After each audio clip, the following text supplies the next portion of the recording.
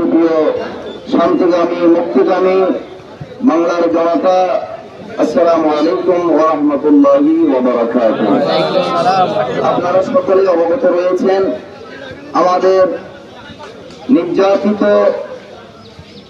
মাওলানা শহীদ রইসউদ্দিন রাহিমাহুল্লাহ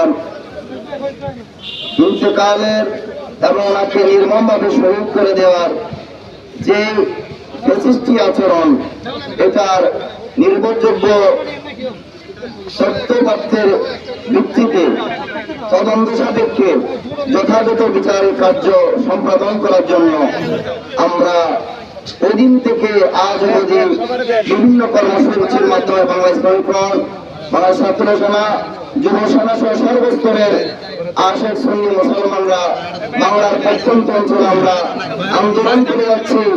অত্যন্ত বরাক্রান্ত হয়ে আমরা বলতে বাধ্য হচ্ছি, বাংলাদেশের বর্তমান দায়িত্বরত সরকার এবং সরকারের যারা গোয়েন্দা বিভাগ, NSI, সরকারের পুলিশ প্রশাসন সহ সরকারের সাথে সম্পৃক্ত যারা, তারা আমাদের এই কথাগুলো কর্ণপাত করতেছেন না। তারা মনে হয় আমাদেরকে বাংলাদেশের জনগণই মনে করছে, অথচ আমাদের রায়ে, আমাদের দেওয়ার ক্ষমতা বলে, আমাদের ট্যাক্সের টাকায়, আমাদের টাকায় তারা বেতন ভোগ করতেছে, আমাদের পয়সা দিয়ে তারা গাড়িতে চলাফেরা করতেছে, খাওয়া দাওয়া করতেছে, মিটিং মিছিল করতেছে, এই দেশে বসবাস করতে, সবগুলো বর্তমানে আমাদের পয়সা দিয়ে। তারা আমাদের পয়সাকে, আমাদের বেতন গাড়ি বেতন বুক করে এরা আমাদের বাংলাদেশের মানুষকে, আমাদেরকে তারা মানুষই মনে করতেছে না। ঠিক কিনা? অতএব এগুলার জবাব আমরা সময়ে সময়ে ক্রমান্বয়ে দেবো ইনশাআল্লাহ।